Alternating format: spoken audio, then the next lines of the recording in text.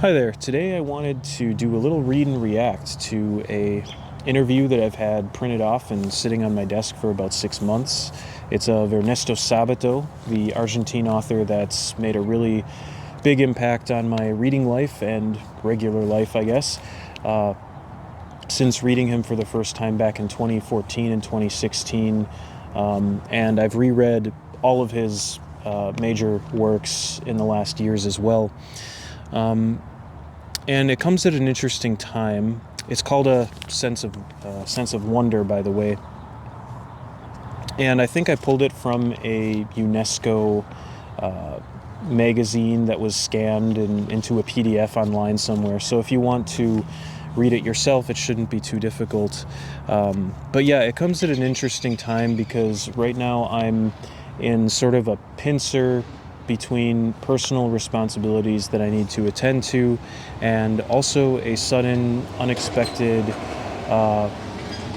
muse showed up and forced me into writing what I thought would be my next big essay for the channel to follow up the Magic Mountain one that I did some months ago.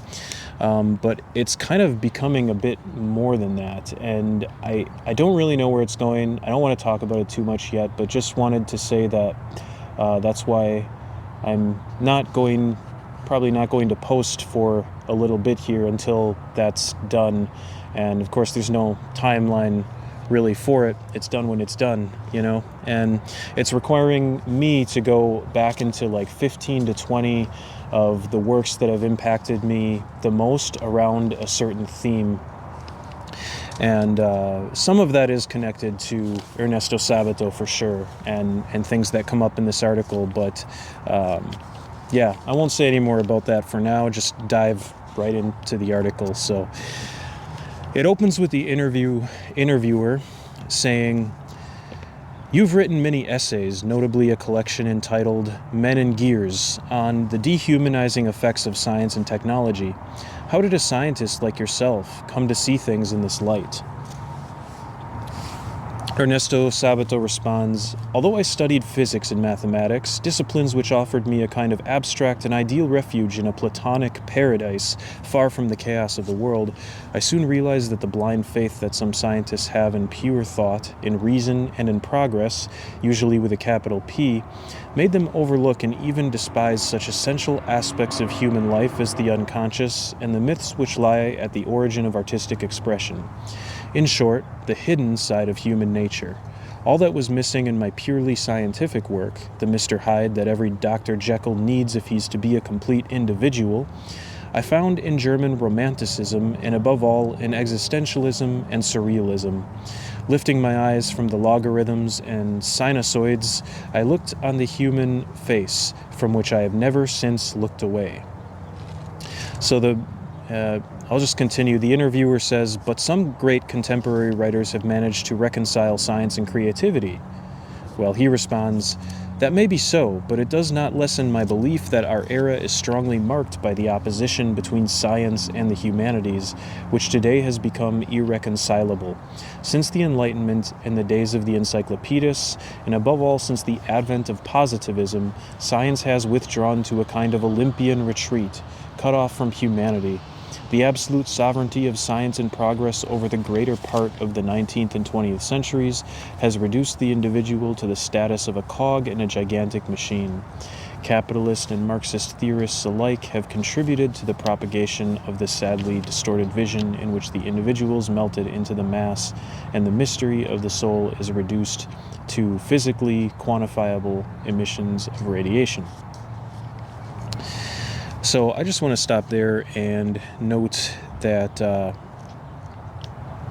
there is that Ernesto Sabato sees here, he basically defines the 20th century as the humanities and science, mathematics, physics, and technology all kind of at odds. And it's really interesting, even in that first question, while the interviewer uses the words science and technology, Ernesto Sabato responds with physics and mathematics. Now, all these words kind of mean different things. Science is not technology, is not physics, is not mathematics. They are distinct, even though, of course, they overlap. they're all sort of distinct approaches. So I'm kind of wondering, like, what is the unity behind all of these things? Is it the vision of testable, observable, repeatable experiments? Is it the scientific method? It kind of gets my mind thinking on that.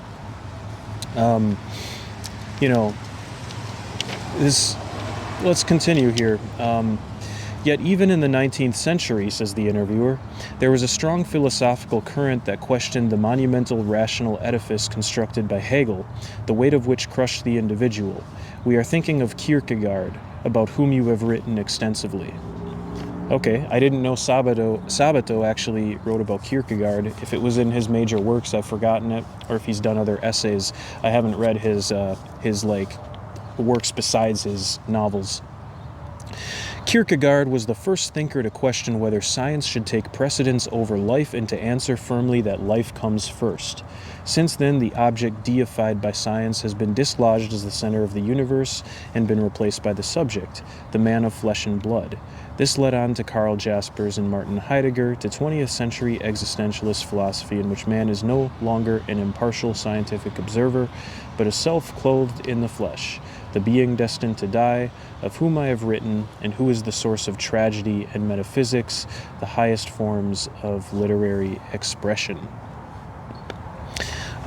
So I do like this about Sabato, that in his major novels, there were 3 of them, he does have a really good way of explaining philosophical ideas from these different thinkers in a way that, like, a child can understand, or at least someone who hasn't read very much can understand. At least that was my feeling, that it was very easy for me to intuitively connect with the works of Sabato for that reason, because while he does make a lot of literary and philosophical references, it's always in contexts where there's kind of an immediate emotional or story type attachment, or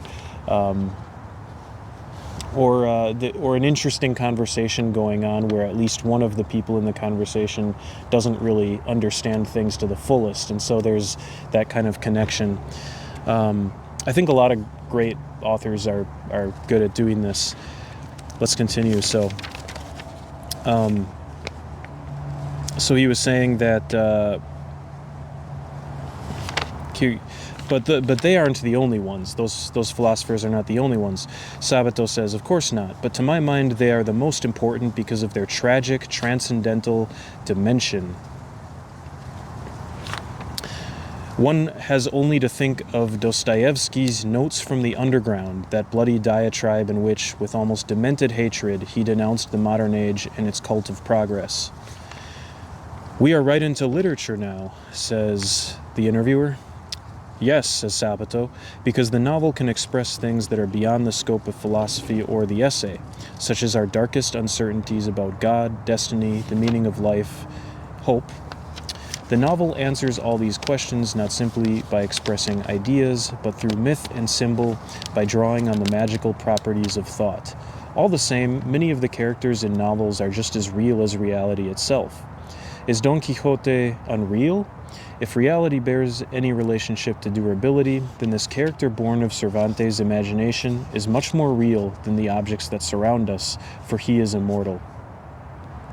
That almost sounds rather Platonic, at least a little that I know of it, which is funny because and I've noticed this about Sabato in his works as well, that while he opens this interview denouncing kind of science as physics and mathematics specifically as disciplines which gave him, as he says, an abstract and ideal refuge in a Platonic paradise, he almost turns to the humanities as another Platonic paradise and seeks the absolute through them. Whereas, as I noted in my very unhinged video about Cormac McCarthy's Passenger and Stella Maris, I think that Cormac McCarthy almost had the opposite trajectory, where he went from kind of this more mystic humanities type of guy into seeking the absolute through scientific fields and materialism. But of course, I'm not definitely not a Cormac McCarthy expert. I've only read a handful of his books, but Passenger and Stella Maris are definitely up there on ones that have shaken up my conception of the world, and I'm still kind of, well, more on that to come. But also what he says here, that the novel can express things that are beyond the scope of philosophy or the essay, such as our darkest uncertainties about God, so on.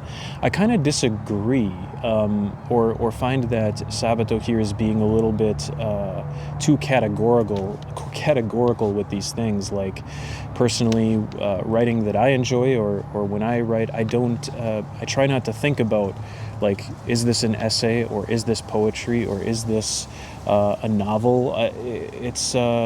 I don't know. I prefer thinking of writing as just driving at using techniques from all of these potential categories, I guess, to try to find something transcendent. At least that's in my ideal of writing, what I think of. So I'm pushing back a little bit on what Sabato says here. The interviewer then asks, so literature interprets reality? And Sabato says, fortunately, art and poetry have never claimed to disassociate the rational from the irrational, the sensibility from the intellect, dream from reality. Dream, mythology, and art have a common source in the unconscious. They reveal a world which could have no other form of expression. It is absurd to ask artists to explain their work. Can you imagine Beethoven analyzing his symphonies, or Kafka explaining what he really meant in the trial?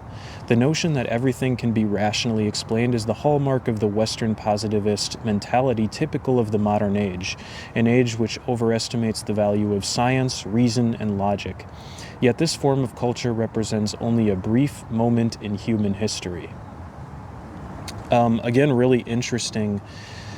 Yet sometimes, again, I feel sometimes that Sabato is a little bit, he's dividing these things a little too sharply. And I think that some of the best literature, as Italo Calvino points out in his 6 memos for the next millennium, of the modern times, is that which is trying to sort of bridge these gaps, or bring poetry into science and vice versa, and I'm not really talking about science fiction specifically here, like not bring fiction into I don't, forget it. But he's right in the sense that the artist should not have to explain the work. The work should stand on its own. I think I fundamentally agree with that. And then Sabato says, the interviewer says, you seem to consider our age to be the final phase in a line of modern thought beginning in the middle of the 19th century and ending in our own times. Yeah. That is kind of an implicit thing behind what he's saying, but he says, literary fashions should not be confused with the major trends of thought. In the vast and tragic movements of ideas, there are advances and retreats, sideways excursions and countercurrents. It is clear, however, that we are witnessing the end of an era. We are living through a crisis of civilization in which there is a kind of confrontation between the eternal forces of passion and order, of pathos and ethos, of the Dionysian and the Apollonian. That's interesting. A crisis of civilization, and I think it's not really spoken here, but it is definitely implied and lurks throughout his work, is the invention of the atomic bomb, which is just kind of the invention of just this world-destroying potential, this force that's kind of just lingering in the background, waiting to be unleashed. But it's a very material, and it's a very, like, rooted in the reality of just brutal destruction sort of disturbance, rather than like between passion and order and pathos and ethos and the Dionysian and the Apollonian. So I do like that. I mean, I'm just kind of devil's advocating here, or not even so much that, just trying to present a contrary perspective to what Sabato's saying as an exercise.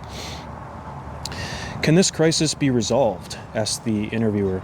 "The only way we can escape from this harrowing crisis is by snatching living, suffering man from the gigantic machine in which he is enmeshed and which is crushing him. But it must not be forgotten, at the dawn of a new millennium, that an age does not end at the same moment for everyone. In the 19th century, when progress was triumphant, writers and thinkers such as Dostoevsky, Nietzsche, Kierkegaard were not of their time, in quotation marks, for already, despite the optimism of scientists, they had a presentiment of the catastrophe that was in store for us, and which Kafka, Sartre, and Camus were to portray."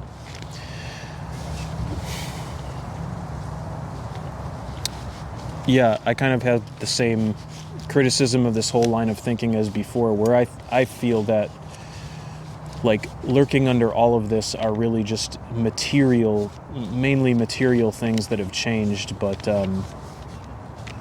as just an opposing view, rather than, I guess the psychological and the material are connected, but, like, to me it feels principally, like, rooted in what's a better way to put this? If Sabato's setting up the humanities against science and technology, when was this interview actually done? I should have looked that up before doing it, because that matters, because I feel, or I noticed that as Sabato's career as a writer of fiction ends in the 70s, and yet he would still live another 40 years. And before, he switches to kind of like essays after that, from what I understand. I mean, he's almost this sort of Don Quixote, this last gasp of the humanities, fighting against a new world that's pretty much about to destroy literature. And I think even, there's some observation that, and I know some people don't even like to entertain this thought, but I feel it's needed to be entertained, whether it's true or not, that literature actually is under threat to become obsolete in the form that we know it, because of the new world that we're facing. And I mean, that it also bears thinking that for many cultures across the world, it's not books that predominate, it's the oral storytelling, it's poetry, it's song, that are in some ways the most timeless, potentially the most timeless of human arts. So again, just exploratory thinking here. So Sabato just said that Nietzsche and Kierkegaard, Dostoevsky were not of their time, for already, despite the optimism of scientists, they had a presentiment of the catastrophe that was in store for us, in which Kafka, Sartre, and Camus were to portray. The interviewer asks, "Is that why you reject the concept of progress in art?" And Sabato responds, "Art can no more progress than a dream can, and for the same reasons. Are the nightmares of our contemporaries any more advanced than those of the prophets of the Bible? Who can say that Einstein's mathematics are superior to those of Archimedes, but not that Joyce's Ulysses is superior to Homer's Odyssey? We can say that Einstein's mathematics are superior to those of Archimedes, right? But not that Joyce's Ulysses is superior to Homer's Odyssey." I think that's a pretty important line, and I agree. One of Proust's characters is convinced that Debussy is a better composer than Beethoven for the simple reason that he was born after him. And I have not read Proust, by the way, but that's interesting. There's no need to be a musicologist to appreciate Proust's satirical irony in this passage. Every artist aspires towards what may be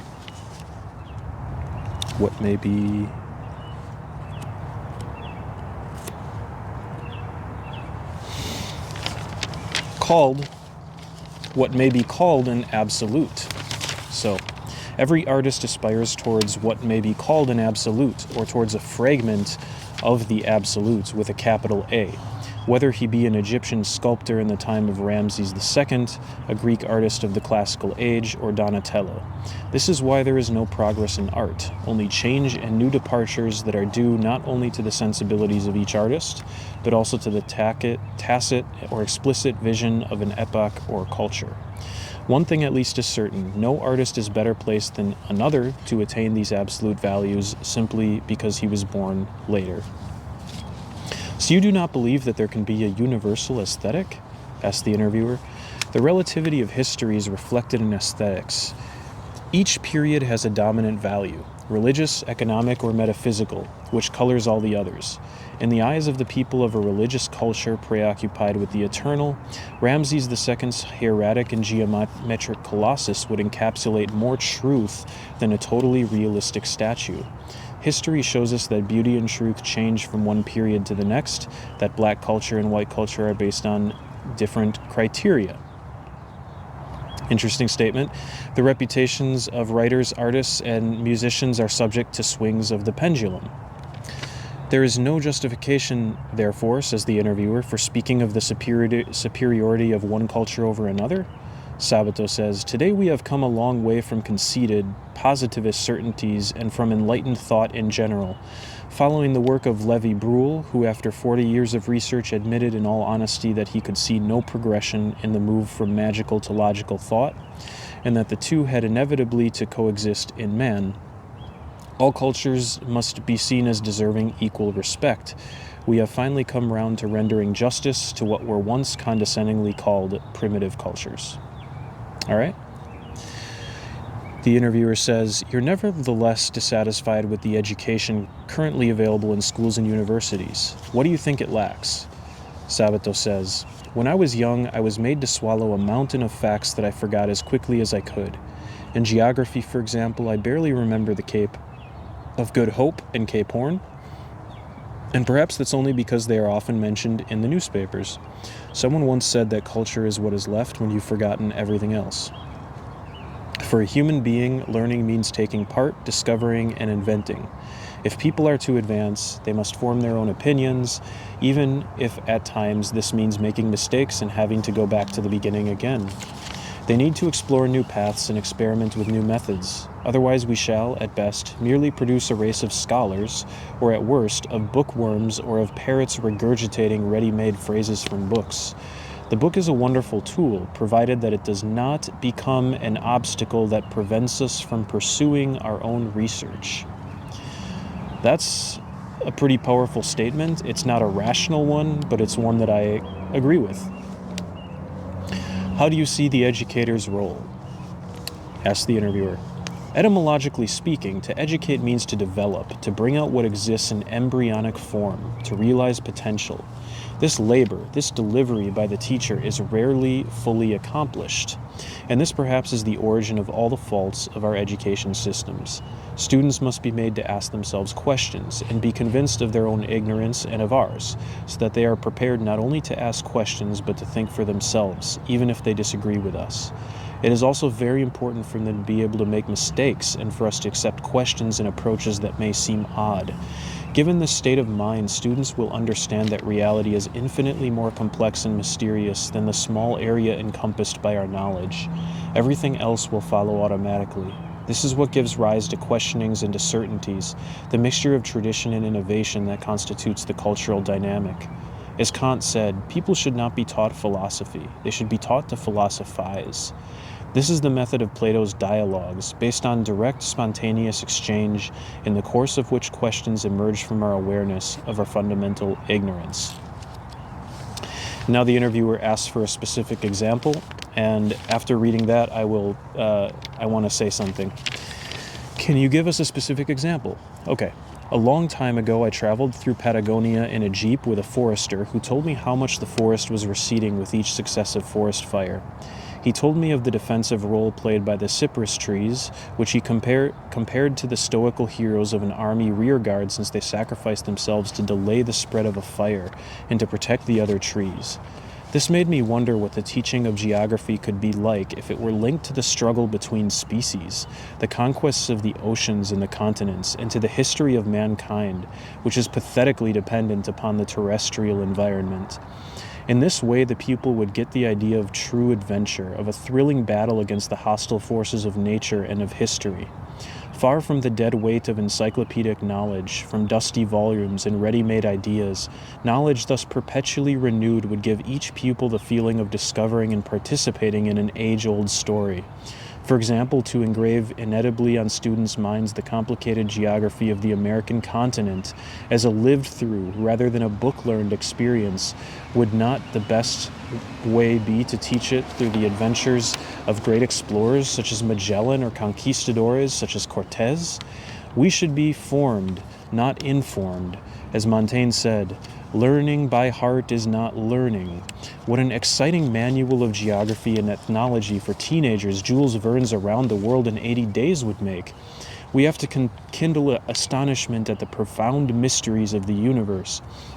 Everything in the universe is astonishing if you think about it, but familiarity has made us blasé and nothing astonishes us anymore. We have to rediscover a sense of wonder. And there's the name of the interview. Wow, that was kind of a mind-blowing statement. There's a few statements there I'm not sure about, but the idea of it, of how to approach learning rather than as a set of canonical facts, but a journey of discovery. I mean, like, he said it better than I can rephrase it. But the thing I wanted to say before just reading that kind of well-stated, bit about learning is that there seems to be a whole unstated thing, and it might have been stated at the beginning, is the importance of the subconscious. That of course, another connection, I guess, to Stella Maris in the Passenger, but I think that's the biggest connection between Sabato and McCarthy's works, and one of the strong, that is the link, is this: they come from completely different angles, but in the end find that while the absolute cannot be given this sort of specific form, the way we can connect to something, to this wonder of the universe, is through the subconscious. And it's not outright stated here, but a lot of this article is Sabato basically arguing for the subconscious to be given space in art, in learning, in all things, really, instead of this, I guess, positivist, this sort of very rational, everything being sort of this intentional, rational mind decision type of thing. Let's continue. You even recommend back-to-front teaching, starting with the present and reaching back into the past, says the interviewer. That's interesting. Sabato responds, I believe the best way to interest young people in literature is to start with contemporary authors, whose language and concerns are closer to the student's own hopes and fears. Only later can they really become interested in what Homer or Cervantes wrote about love and death, hope and despair, solitude and heroism. The same could be done with history by tracing back to the roots of current problems. It is also a mistake to try to teach everything. Only a few key episodes and problems, enough to provide a structure, should be taught. Few books should be used, but they should be read with passion. This is the only way to avoid making reading seem like a walk through a cemetery of dead words. Reading is only valid if it strikes a chord in the reader's mind. There is a kind of pseudo-encyclopedic teaching invariably associated with book learning, which is a form of death. As if there were no culture before Gutenberg. Okay. I love that. Yeah. What a fresh approach. You don't, yeah, we don't need to be a complete snob and say that all contemporary writing is worthless. In fact, that is what connects us, what connects most of us to our literary paths. And so, interesting thing to keep in mind. I don't want to make any big statements on that, but I mostly agree with what he said, or I see the reason in it. Next question. For years you have been pointing out the risks inherent in nuclear weapons, so there it is, in the arms race and in ideological confrontation throughout the world. Aren't the upheavals of recent years, and in particular of recent months, taking some of the force out of this message? Again, what time period is this? I don't know, but sounds pretty Cold War. He responds, I'm not so sure about all that. First of all, the proliferation of nuclear weapons is a fact. Many countries already have their own atomic mini-bombs, and a chain reaction starting with some irresponsible terrorist action cannot be discounted. But this is only the purely physical aspect of the question, monstrous though it is. What really worries me is the spiritual catastrophe facing our era, which is the sad outcome of the repression of the forces of the unconscious in a contemporary society. I see evidence of this in the proliferation of all kinds of protesting minorities, as well as in our collective history. We live in an anguished, neurotic, unstable age, hence the frequency of psychosomatic disorders, the upsurge in violence, and the use of drugs. This is a philosophical rather than a police matter. Until quite recently, the peripheral regions of the world were unaffected by this phenomenon. In the East, for example, as well as in Africa and in Oceania, mythological and philosophical traditions maintained a certain harmony between man and the world. The abrupt, unchecked eruption of Western values and technology has wreaked havoc, just as, during the Industrial Revolution, the mill owners of Manchester swamped with their cheap cotton goods people who knew how to produce exquisite textiles. This mental catastrophe is leading us towards a terrifying psychological and spiritual explosion, which will give rise to a wave of suicides and scenes of hysteria and collective madness. Ancient traditions cannot be replaced by the transistor industry.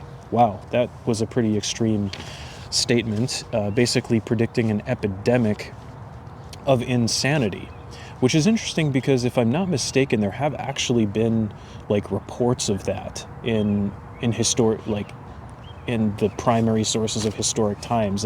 Correct me if I'm wrong, I haven't looked into it, but that idea of the epidemic of insanity is really is compelling, and I've read of that before, certainly, but I can't quite pinpoint where it was.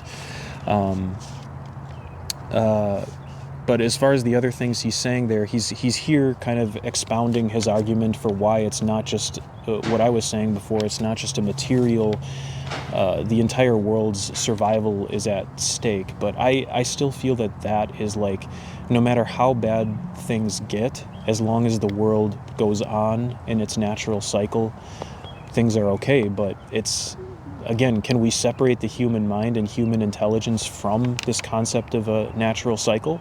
Is that possible? I don't know. This is getting into, of course, realms of philosophy for people smarter than I am. And but let's keep going.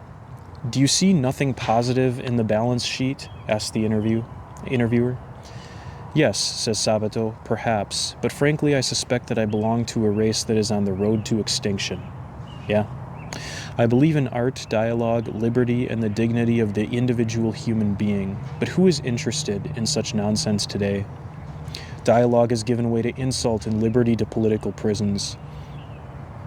What difference is there between a left-wing and a right-wing police state? As if there could be good or bad torturers.